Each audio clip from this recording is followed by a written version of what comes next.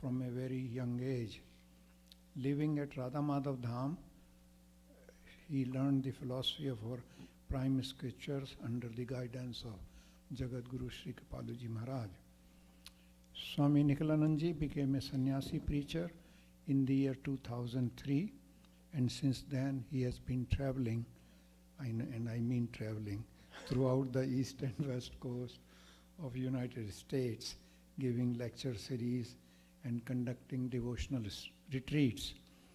His lectures reveal the deepest aspect of the philosophy as described in sacred Hindu scriptures. His practical teaching, coupled with the inspired chanting of Sanskrit shloka and charming Nam Sankirtan, are helping common people to awaken their inner spiritual potential and deepen their bhakti to God and fill their hearts with the love of Radha Krishna. I request all of you to please listen to his discourse very attentively, and please switch off your phones.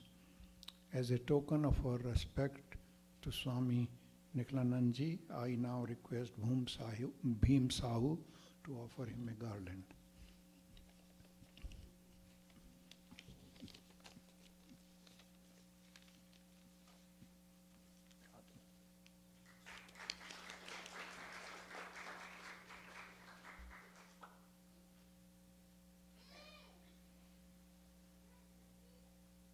बोलो लाडली लाल की। गुरुर्ब्रह्मा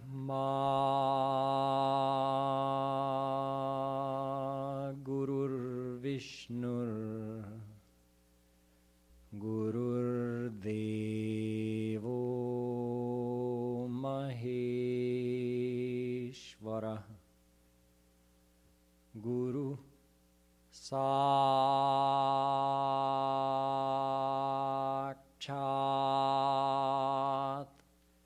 परब्रह्म तस्मै श्री गुरवे नमः। करारविन्देन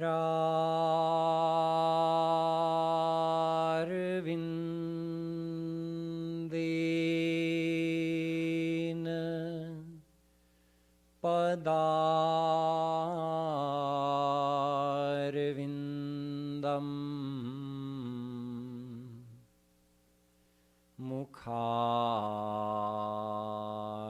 मुखारविन्दे विनिवेशयन्तम्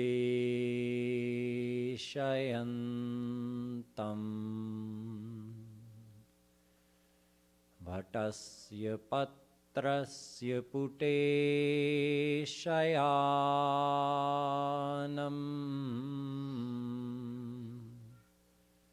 बालं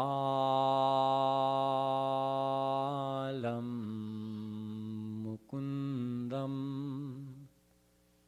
मनसा स्मरामि।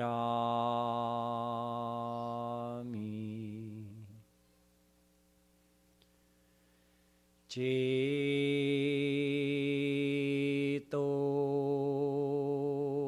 दर्पणमार्जनं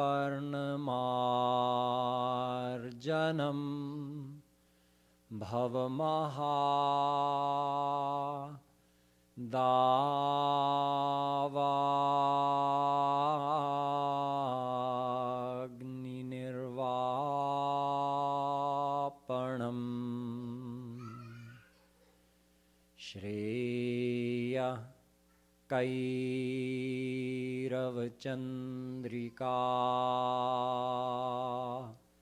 वितरणम्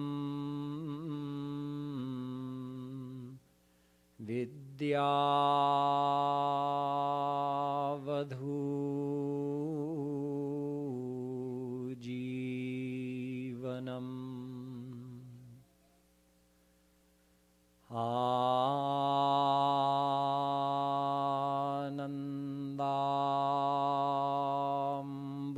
आनन्दाम्बुधिवर्धनं प्रतिपदम्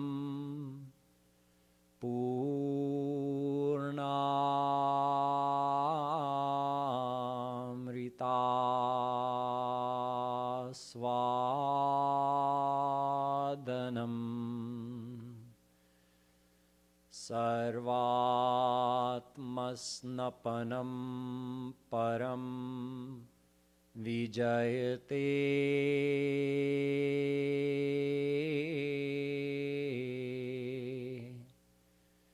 श्रीकृष्ण संकीर्तनम्।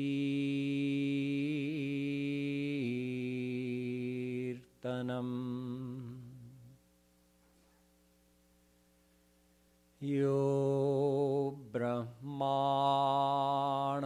विदधाति पूर्वं यो वै वेदांश्च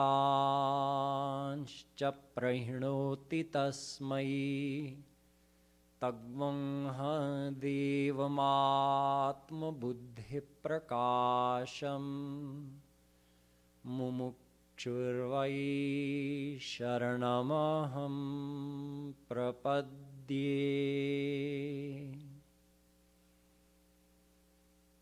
Dear devotees, today we'll be singing the Pad Kirtan Are Man Hari Harijan Nahin Doya. So I'll explain each of the lines before we chant it, and we'll start by just singing the main chorus.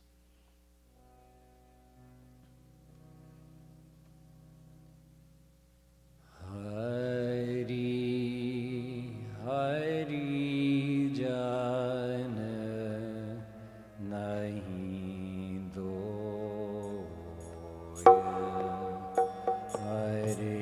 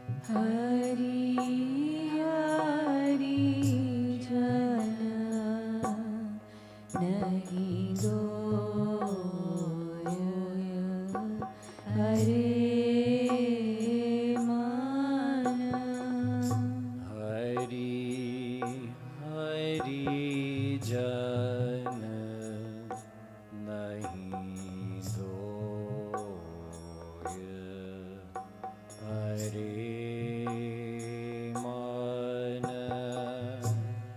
Hari Hari Jana Nahin Doya Hare Mana.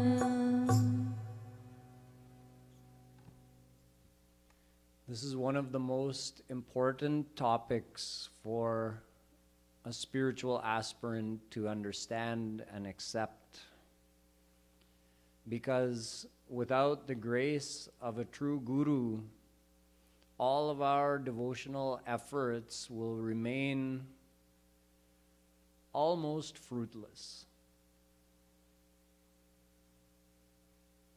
The grace of a guru is the catalyst that removes that effect of all the past sins, spiritual transgressions, everything that's mucking up our heart and spoiling our devotional receptivity, so that, for instance, when we chant the name of Radha and Krishna, what's preventing us from experiencing the unlimited power and bliss of that name?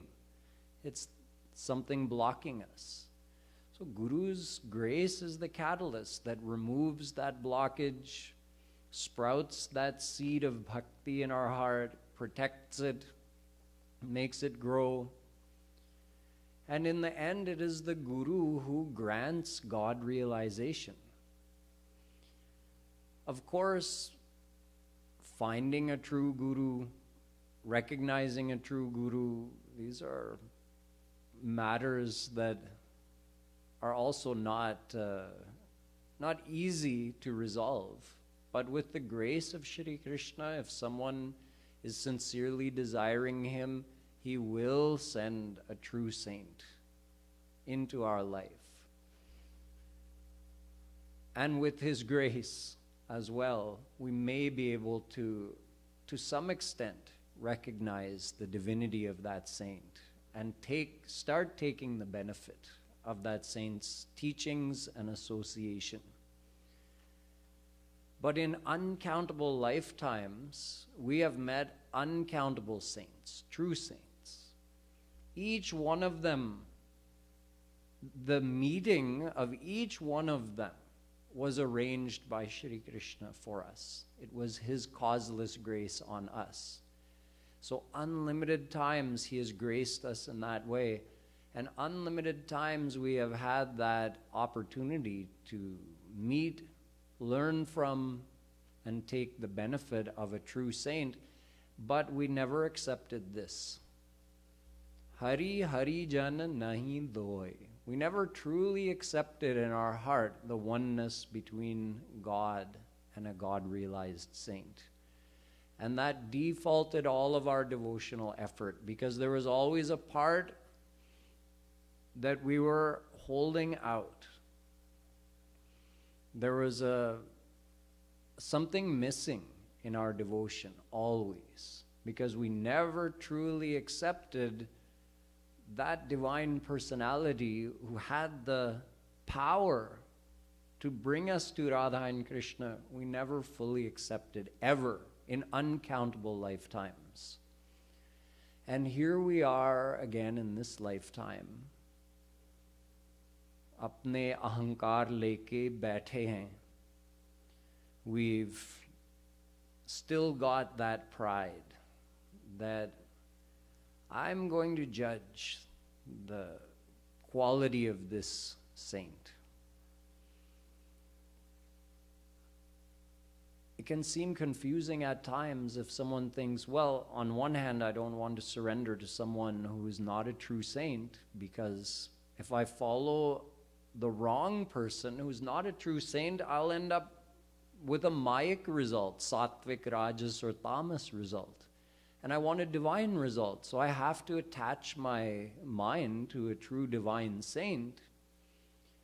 So I don't want to be careless about whom I surrender to, but at the same time, we can't be foolish about overdoing the analysis either. The fact is, our mind cannot comprehend either God or Guru. God is absolutely beyond our intellect. And the one who has reached God is also completely beyond our intellect. And yet, here we sit thinking, I'm going to find the real guru, and I'm not going to surrender to the wrong guru. And I will recognize with my intellect. No, it doesn't work that way. But if the longing is strong enough, Shri Krishna arranges the meeting with the true guru.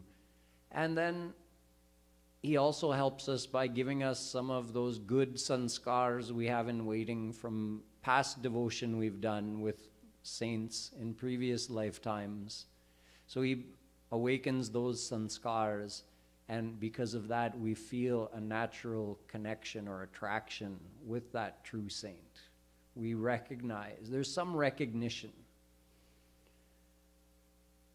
That happens.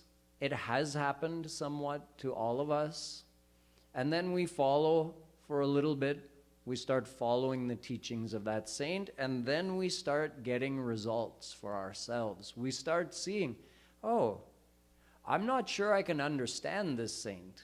I cannot analyze and judge the level of this saint, but, I had that some kind of recognition of this, some attraction. And I've been following the teachings of this saint, and I've gotten some results. I've seen that there's something happening in here. I'm coming closer to Radha Krishna. So that's where your intellectual analysis should stop forever. That's enough to know that that is a true saint, because there's no more proof than that. You followed the saint's teachings, and love for Radha Krishna is growing in your heart. That is the first and final proof that you're following a true saint. It's only because of the grace of the true saint that that can happen. Then why do we continue beyond that to judge and analyze the saint? That just prevents us from surrendering. So we've never fully accepted this point that Sri Maharaji is telling us here, that God and the God-realized saint are not two, they are one. So the mind should be surrendered to the God-realized saint, not just to God, but to both.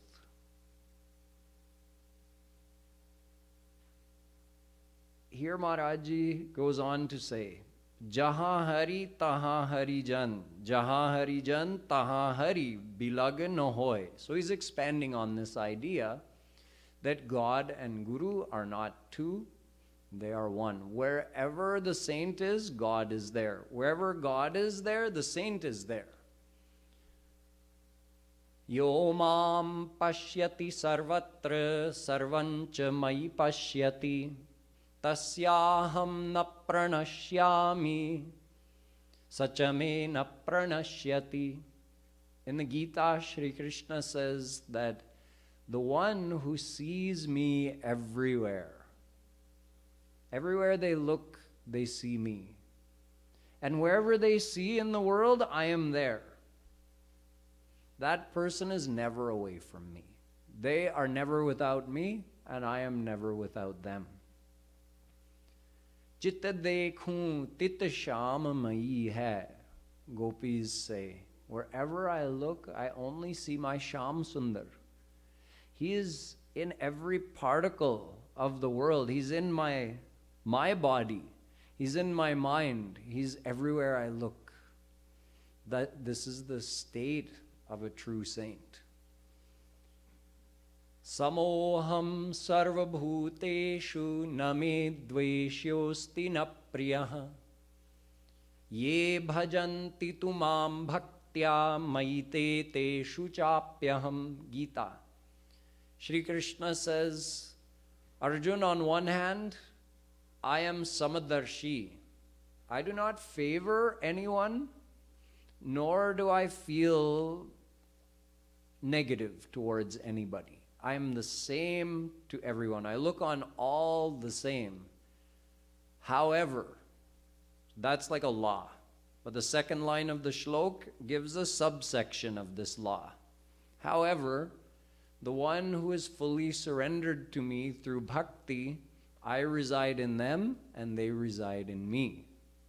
Although God technically resides in all of us, but he's saying that I reside within the God-realized saint in a very special way. That saint always experiences God there, and God is always there protecting him and performing his every action. The saint no longer does anything. The saint's doing is done, because everything we do is only to find happiness, and after God realization, happiness and you have become one, because God is happiness. So with the attainment of divine bliss, there is nothing more for you to do and nothing more for you to attain. Then if the saint has no motivation to do anything, how does the saint who's living in the world act and behave? God is sitting inside, governing every act of that saint. So Shri Krishna is in the saint, and the saint is in Shri Krishna. Vilaga na hoy. The two can never be separated. So further ahead, Maharaji goes on to expand on this philosophy, so we'll understand more deeply as we sing the subsequent lines. Hari Hari Jana Nahin Doya Hare Mana Hari Hari Jana Nahin Doya Hare Mana Jaha Hari Taha Hari Jana Jaha Hari Jana Hari Taha Hari Jana Jaha Hari Jana Jaha Hari Taha Hari Jana Jaha Hari Jana Hari Taha Hari Jana Jaha Hari Jana Taha Hari Vilag na hoy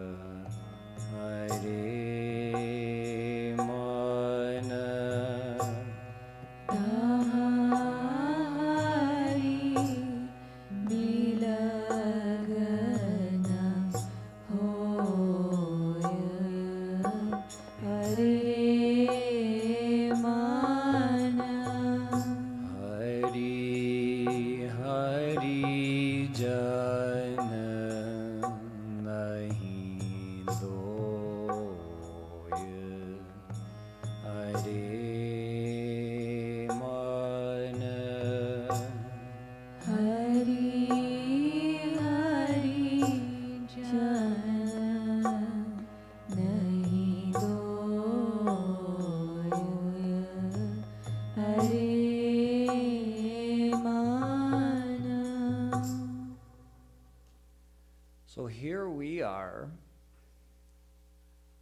hesitating to surrender to the God-realized saint, hesitating to serve the God-realized saint.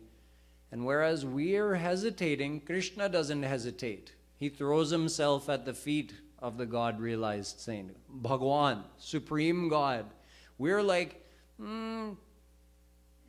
should I worship a human being? Should I worship a human being? Shri Krishna is worshipping the saint. Anubrajamyaham nityam puyeyetyanghirenubhi. Bhagavatam.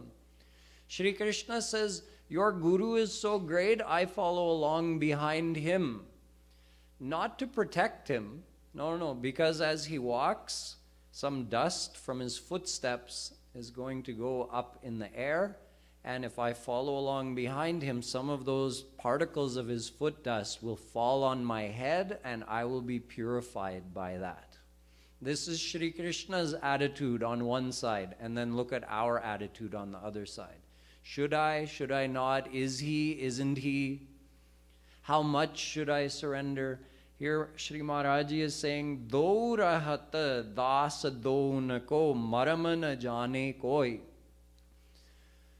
People don't know this secret, this deep secret, that Shri Krishna ever desires to serve the God-realized saint, and the God-realized saint ever desires to serve Shri Krishna. They live to serve each other. Shri Krishna says, Ye yatha mam prapadyante tas tathaiva bhajamyaham. Gita. I do the seva of the one who surrenders to me. Mam prapadyante. However you surrender to me, I will serve you accordingly. So Supreme God, the Lord of the entire universe, Bhagavan, the one who is in possession of the 6 opulences, divine opulences, unlimited knowledge, unlimited worshipfulness, unlimited beauty, unlimited riches, unlimited power, unlimited righteousness, unlimited detachment from everyone and everything. Such a great Supreme Divine Lord is surrendering to and serving a mere soul? Yes. This is both the greatness of Shri Krishna and the greatness of devotion and the greatness of the God-realized saint. The God-realized saint has given themselves to Krishna. Can any of us say that? No. But the God-realized saint, the true guru, has said, Krishna, you are my everything. I am yours. Whatever you want to do with me, do it. Not only that, but I am indebted to you forever because you are my divine father. You are my divine mother. You did this srishti for me. You gave me this human body. You took care of me in my mother's womb. You made all these edible foodstuffs here on the earth planet to keep me alive. You produced Vedas and other scriptures to guide me on the correct path. You sent so many of your saints. You yourself took avatar, all to inspire me and guide me to attain divine bliss. You did all of that for me. You kept track of my unlimited karma for unlimited lifetimes. Such a thankless and dirty work, noting down my every thought. Imagine if you had to note your own thoughts down. You'd be exasperated after an hour. You'd just say like, oh, my mind, just stop. Give me a break. And Krishna has been writing our thoughts for uncountable lifetimes and giving us the consequences of all of those karma as well. So the saint has recognized this debt to Shri Krishna, and he says, I have no way to repay this debt. I just surrender to you. You are mine. And Shri Krishna says, this humble soul has given themselves to me. He's not looking at, do they have anything of value? Do they have some money to give me? Do they have anything that could be of use to me? No, he doesn't have anything he needs. So what could be of use to him? And yet he's so kind that when he sees a soul saying that from their heart, I am yours. I don't want anything from you. I'm indebted to you.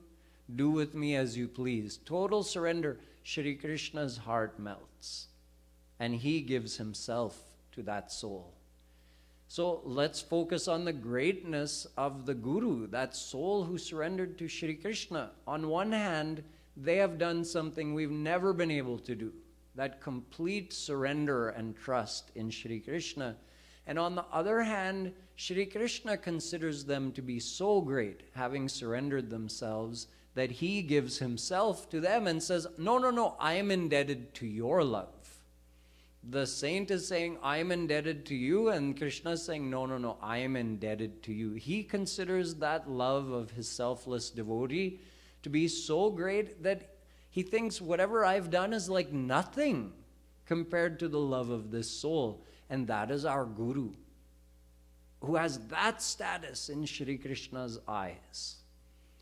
So Shri Krishna worships the Guru worships Shri Krishna. Both love and desire to serve each other. Aham bhakta paradhino hyasvatantra ivadvija sadhu bhirgrasta hridayo bhaktair bhakta janapriya. Bhagavatam. Shri Krishna says, I may be the Supreme Lord who is completely independent, but there's one situation where I lose my lordliness and I lose my independence in front of my surrendered bhakt. I become dependent to that surrendered devotee. That devotee has captivated my heart and now has control over me. Such is the greatness of the selfless love of the simple-hearted, humble devotee. And that is our Guru. The true Guru is that simple-hearted, humble, so selfless that he captured the love, the heart of Supreme God. So why should we hesitate and why should we analyze when we have enough experience already to know that this is real and that the grace we're receiving is already affecting us in a positive way? Then why to delay? Why to hum and haw and try to analyze something that's beyond our intellect?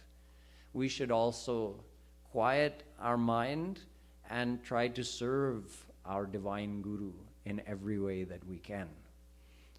Further ahead, Shri Krishna expands on the kindness of God and Guru. We'll see that. Hari Hari Jana Nahin Doya Hare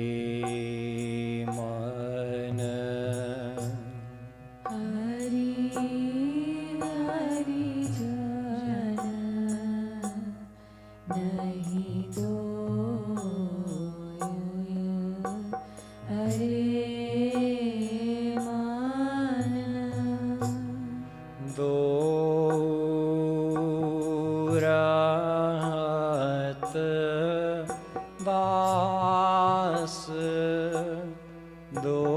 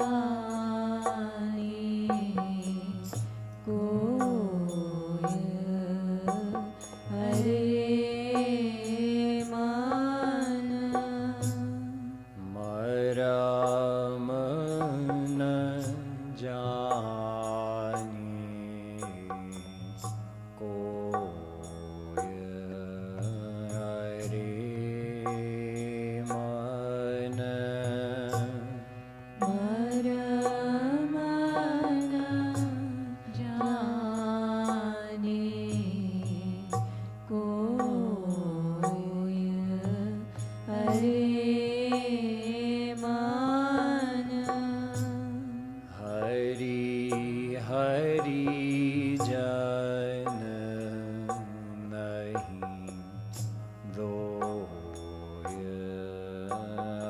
re mana. Hari Hari Jana Nahi Doya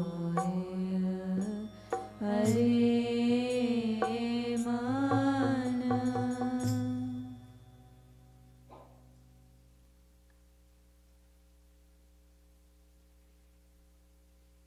Prayojana manuddishya namandopi pravartate.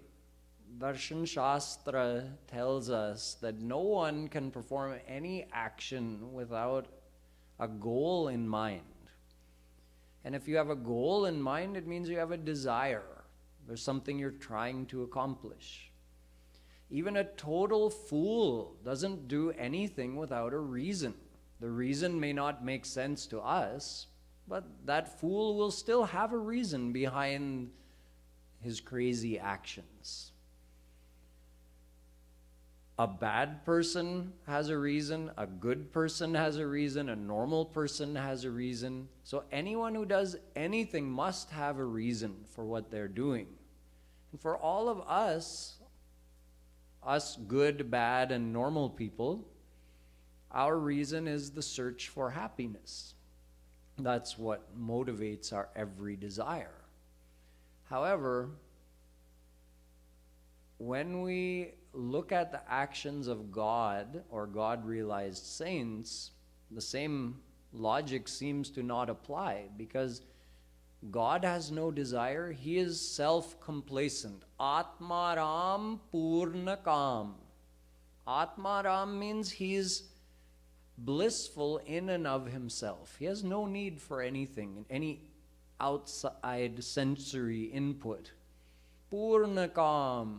His desires are complete. There's nothing he needs, so why would he do anything? And the saint who has reached God becomes just the same.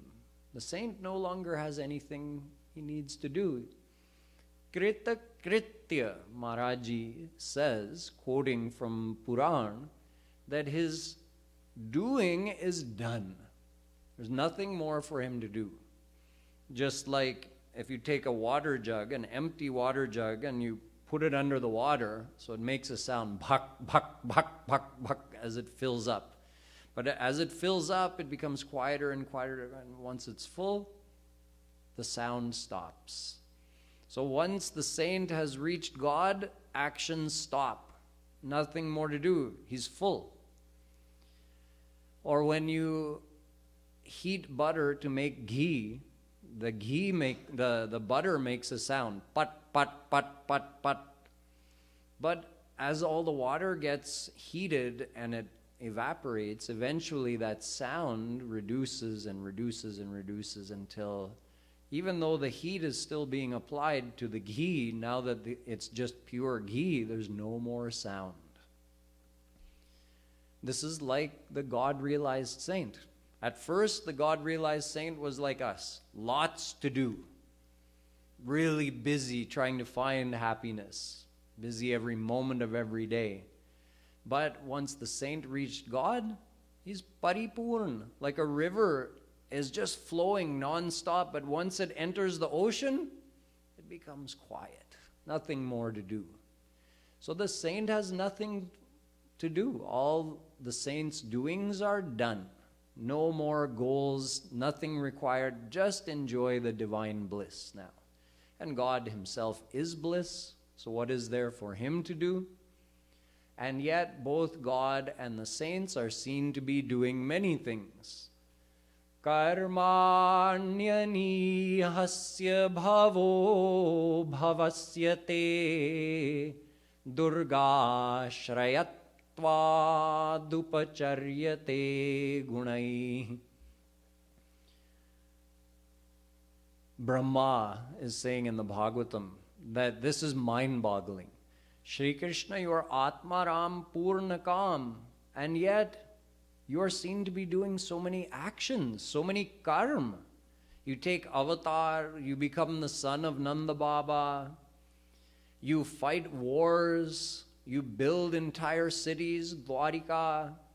You're doing ras with gopis. You're running away from the demon Jarasandh. You're doing so many different kinds of actions. It doesn't make sense. Even an intelligent person will try to apply their intellect, trying to understand. How could Atmaram Purnakam Bhagwan be doing all of these actions that seem to be motivated by fear and desire and just things like ordinary people? How does it work? Brahma says, my intellect fails to comprehend it. So Shri Krishna performs actions even though he has no need to and no apparent reason to perform any action. And saints also perform actions. Saints like Dhruv and Prahlad, where God realized at a young age, and yet they ruled kingdoms for thousands of years. Saints are seen to be doing all kinds of actions, like Arjun fighting a war. Saints can have families, get married, have kids, work at a job. Why would a God-realized saint have a job to make money? It doesn't seem to make sense. And yet saints can do all of these things. Worldly-looking things, spiritual-looking things. Even if a saint is doing something spiritual, you could still question him, what are you doing? You've already attained God realization. What is the need for you to chant God's name? What is the need for you to do Rup Dhyan? Why are you doing some spiritual practice? So saints are doing all kinds of actions just like God, even though they seem to lack any motivation to perform the actions. But there's one thing we haven't considered. Even though both the saint and God lack any personal motivation to gain something by doing those actions, it is God's nature, and therefore the saint's nature, because the saint has touched God and become like God.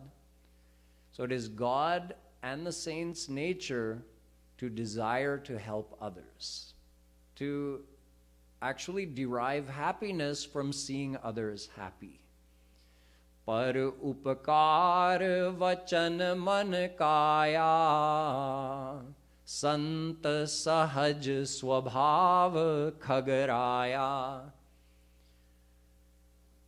Garudji and Kagbhushundi are having a conversation.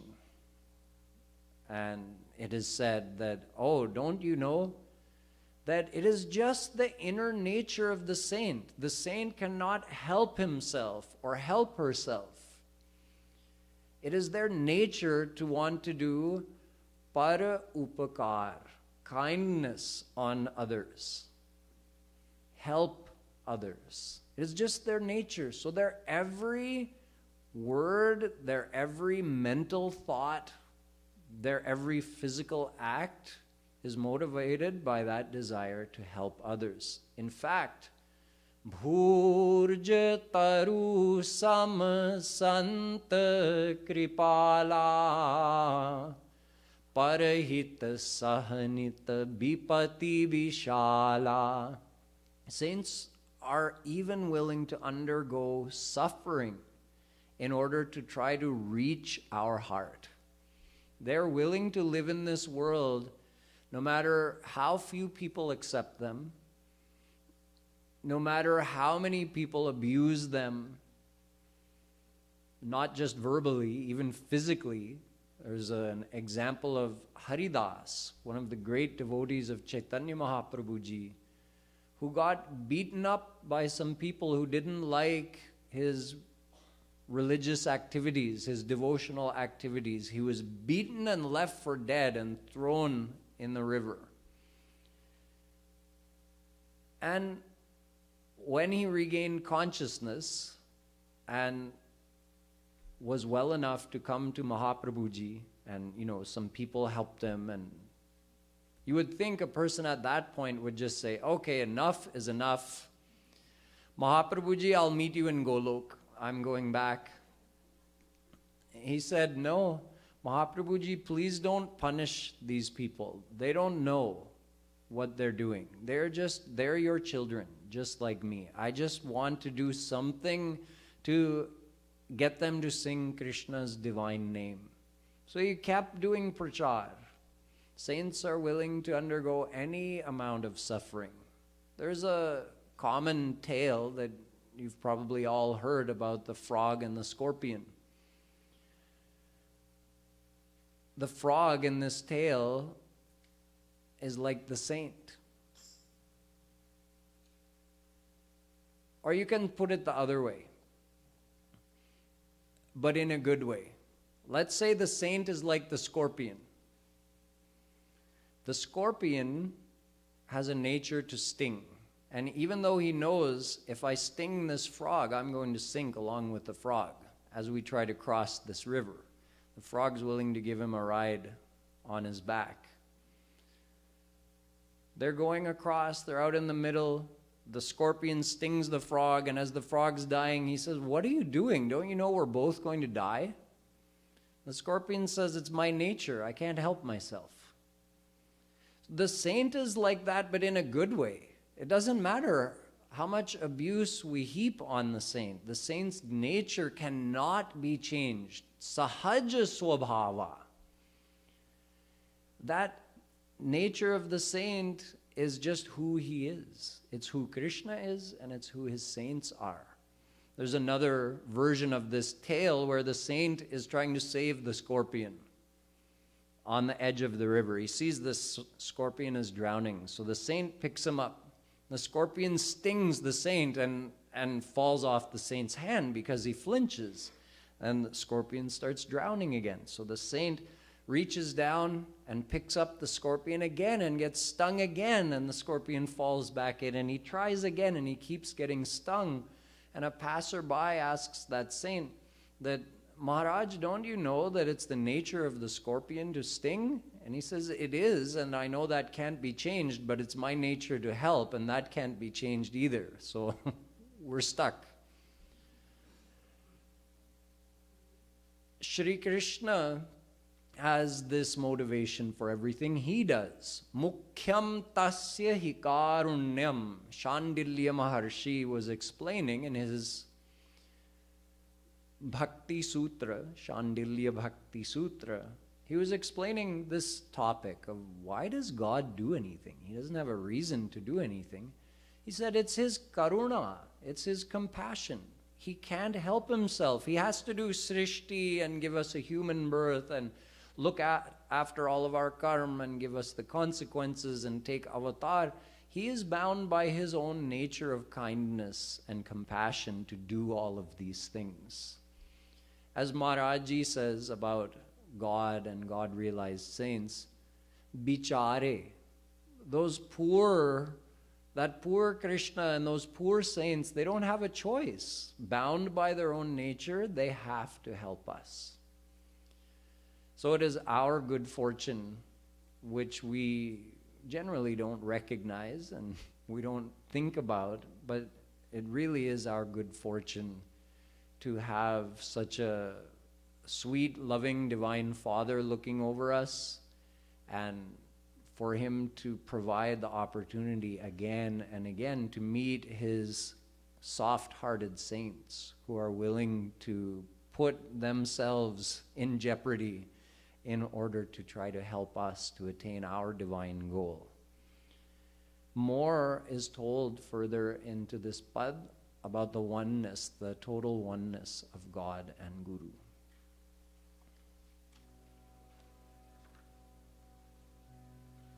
Hari Hari Jana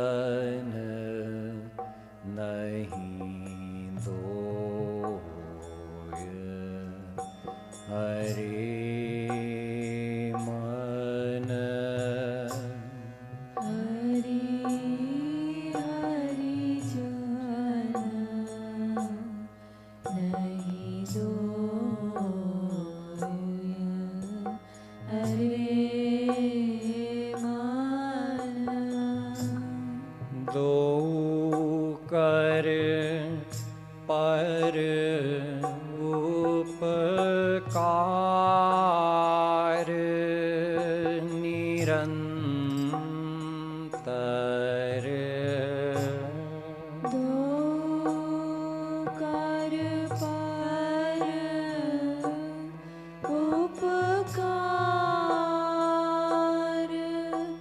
nirantar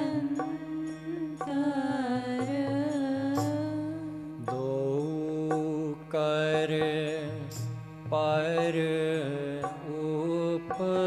upkar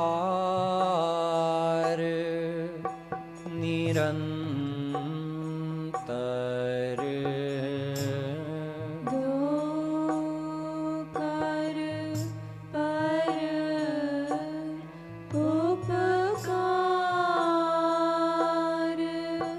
nirantar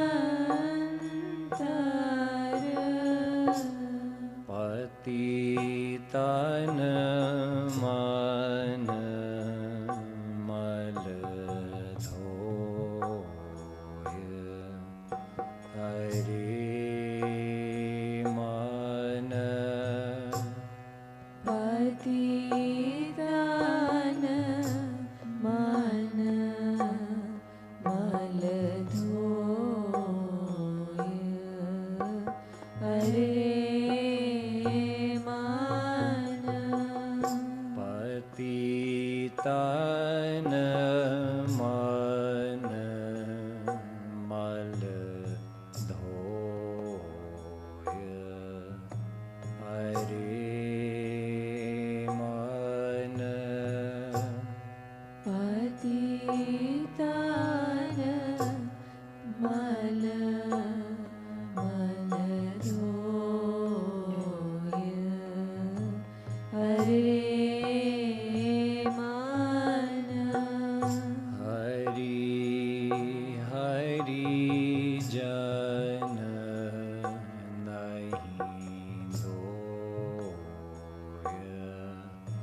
Hare man Hari Hari jana nahi doya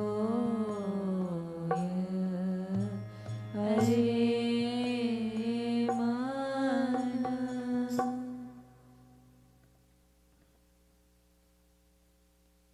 God and the saint appear differently on the outside, but internally they're one and the same. So Maharaji gives the analogy of the ocean and a wave. The ocean is a massive body of water. So that's like God. And the wave itself is made of the same water. So we call it by two different names. Do Nam Upadhi. We call it by two different names. We say the ocean and the wave, or we say water and the wave. But that's just two different ways of describing the same thing. The wave itself is a form of the water. Similarly, God Himself is the saint. The saint is another form of God. There are a few types of saints. It has happened that God Himself, whom we call Avatari, Bhagavan, Purnatam Purushottam Shri Krishna, has personally descended on earth, like in the case of Chaitanya Mahaprabhuji. So that's a very rare and amazing case when Bhagavan Himself, Avatari Shri Radha Krishna, they come on earth in the disguise of being a saint. So in this case, it's very obvious to understand how God and the saint are one and the same. There are also other instances where one of Shri Krishna's Swanch comes and takes avatar. Swanch means the other forms of God are actually Shri Krishna's own form. He Himself is Vishnu, He Himself is Shiva, etc. So, for instance, some of the past Jagat Gurus, we know that Jagat Guru Shankaracharya was the avatar of Bhagwan Shiv. So that's Swanch of Shri Krishna, who came in the form of a saint. We know that Jagat Guru Madhvacharya was the descension of Shri Krishna's Sudarshan Chakra. He came, took avatar as a great saint, as a Jagat Guru. We know that Ramanujacharya and Nimbarkacharya were the descensions of Shri Krishna's Swanch, Balram and Hanumanji. So sometimes, in the case of Chaitanya Mahaprabhuji, for example, Shri Krishna, Avatari himself, comes in the guise of a saint. Sometimes his other Swanch come in the form of a saint. Then there's another type of saint, which is not his Swanch, so not a direct part of God, but part of Jeev Shakti. So this is a soul, but a soul who is eternally God realized. This is called a Nitya Siddh Mahapurush. Nitya Siddh Mahapurush, well, they're souls just like us, but they've become one with God. So someone might think, oh, certainly their status must be less than the descension of the Swanch or the Avatari. No. Their status is no less. Because after God realization, Shri Krishna gives everything to that soul. So whether you're Nitya Siddh Mahapurush, you're eternally God realized, or you're Sadhana Siddh Mahapurush, this we can say is the fourth type of saint, someone who did devotion and became God realized. Either way, even though that soul, that saint is technically a soul who is Ansh of Jeev Shakti, yet Bhagwan has given all of his powers. Esha Atma Pahrita Papma Vijaro Vimrityur Vishoko Vijighatso Pipasah Satyakama Satya Sankalpah. Chandogyopanishad tells about 8 qualities of God, and he gives all of those qualities. He gives his unlimited Sat, unlimited Chit, unlimited Anand to that ordinary soul who surrenders to him. So that's why Shri Krishna says, Acharyam mam vijaniyan navamanyeta karhichit namartya buddhya suyeta sarvadeva mayo guru. Bhagavatam. Do not consider even a sadhana siddh Mahapurush to be an ordinary person. No, sarvadeva mayo guru. That guru is filled up and pervaded by all of my power. All of my divine powers are filled up inside of this saint. I myself am sitting inside of this saint. Therefore, Acharyam mam vijaniyat. Know the saint to be me, another form of me. So whether it's the case of Chaitanya Mahaprabhuji, Avatari, who has come on earth, or the case of other Jagat Gurus that I gave examples of, who are Shri Krishna's Swanch, who came here on earth, or whether it is a Nitya Siddh Mahapurush, who is a part of Jeev Shakti but is eternally one with God, or whether it is a Sadhana Siddh Mahapurush, an ordinary soul who became God realized, all of them have the same exact power. This is why Vedas say Brahma bhuyaya kalpate. Brahma vid brahmaiva bhavati. Gita says Brahma bhuyaya kalpate. Bhagavatam says Bhagavatvaya kalpate. After God realization, the soul becomes God. Soi janai jehi dehu janai, janat tumahi hoi jai. Valmiki ji says to Shri Ram, as told by Tulsidas ji in his Ramayana, that you can only be known by the one to whom you make yourself known. But the one whom you grace, not only does he know you, he becomes you. So even an ordinary soul becomes Shri Krishna. Now, he's still technically a part of Jeev Shakti, but when Shri Krishna has given him all of his power, and he's sitting inside of him, governing his every act, what is the difference between that soul and Shri Krishna? It's like $100 bill or 10 $10 bills. Dekhne mein antar hai. It looks different, but the value is exactly the same. So the value of Shri Krishna, the value of Shri Krishna in the form of Chaitanya Mahaprabhuji, the value of Shri Krishna in the form of any other saint, it's the same Shri Krishna. There's no difference. So although technically someone could make the point that the saint, even a sadhana siddha Mahapurush, is still just a soul.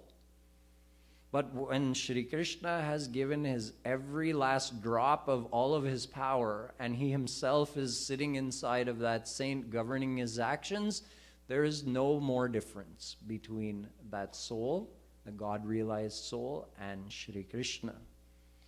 So for that reason, Shri Maharaji says, Vastu tastu eka soy. In reality, they're one and the same, but we call them by two different names. Bhakti Bhakta Bhagavant Guru Chatur Naam Bapu Ek.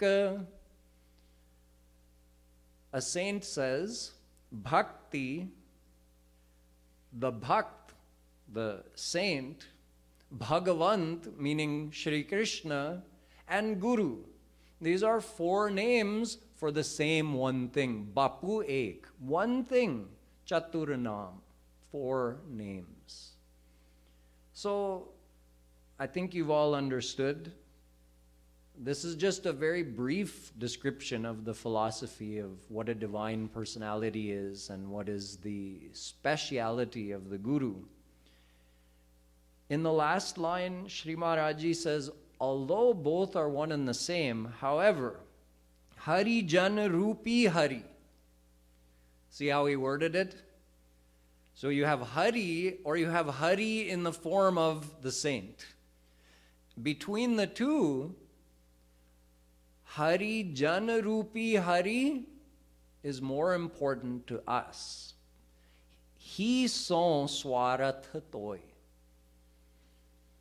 Our self-interest of getting God realized and getting perfect happiness is only realized through the help of the saint, through the God in the form of Harijan. If we think, oh no, I don't need Krishna in the form of the saint, I just want Krishna.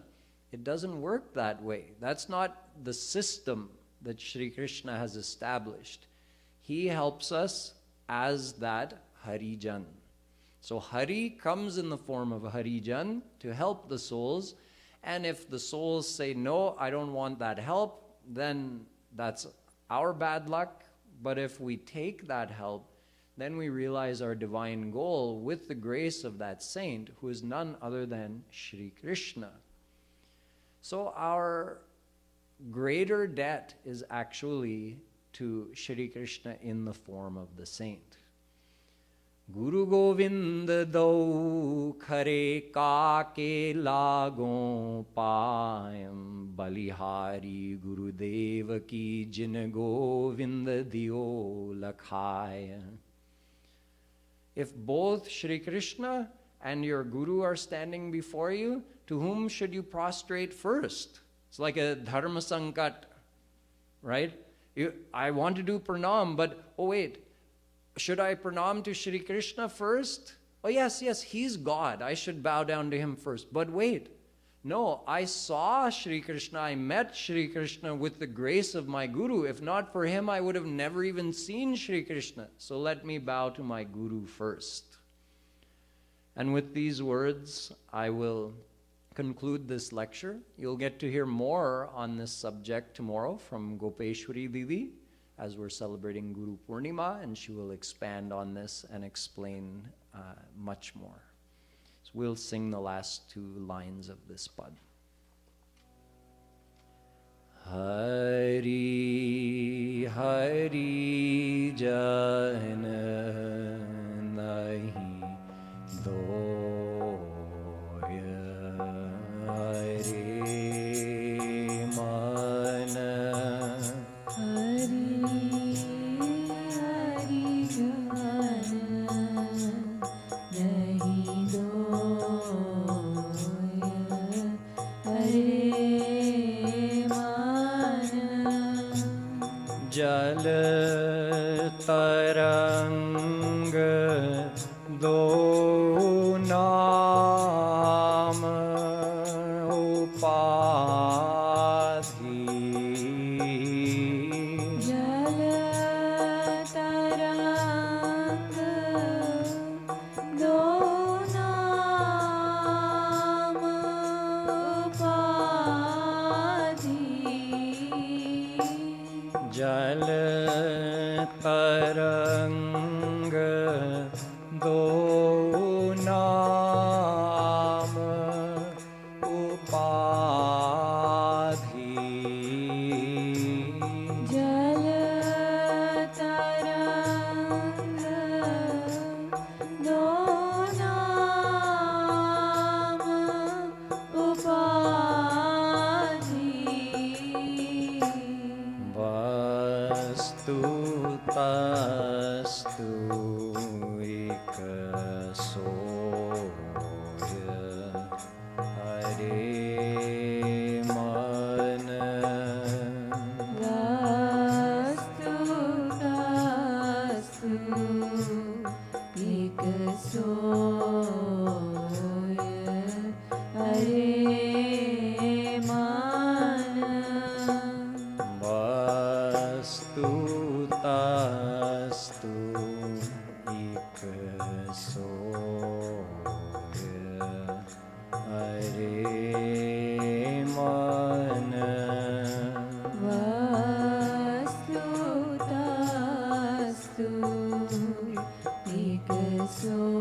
Ikasoya Hare Mana Hari Hari Jana Nahin Doya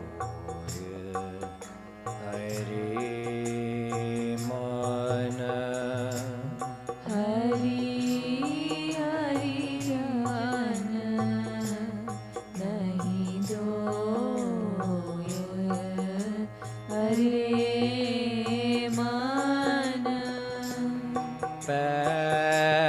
Kripalu Hari Jana Rupi Hari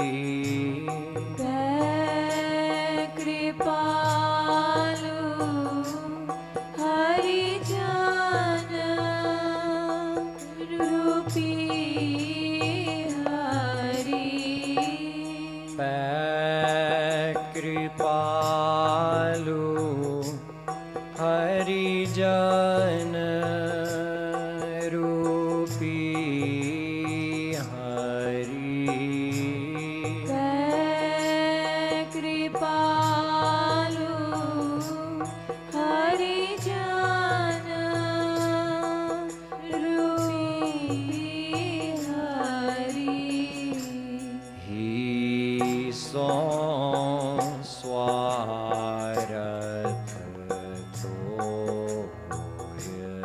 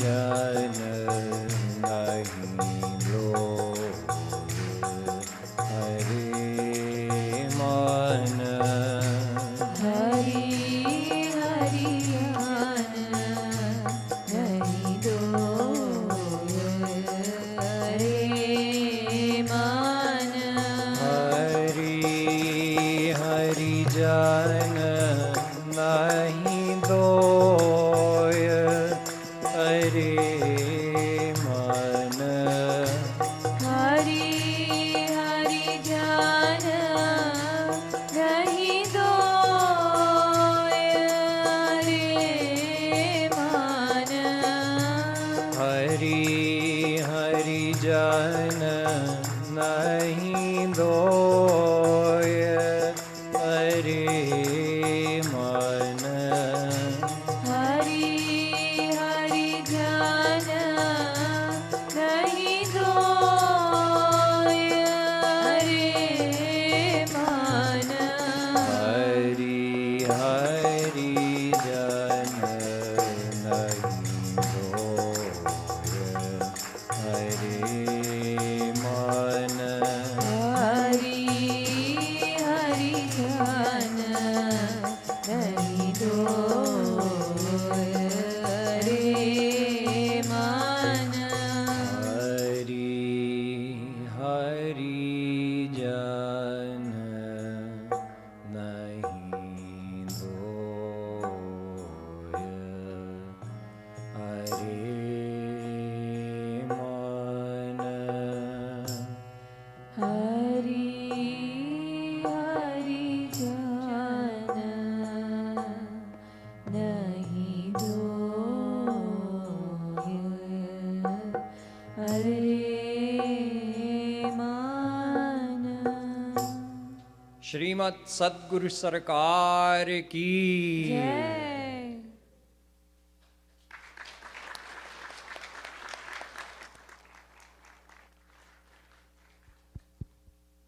Radhe Radhe. We'll be watching about 10 minutes video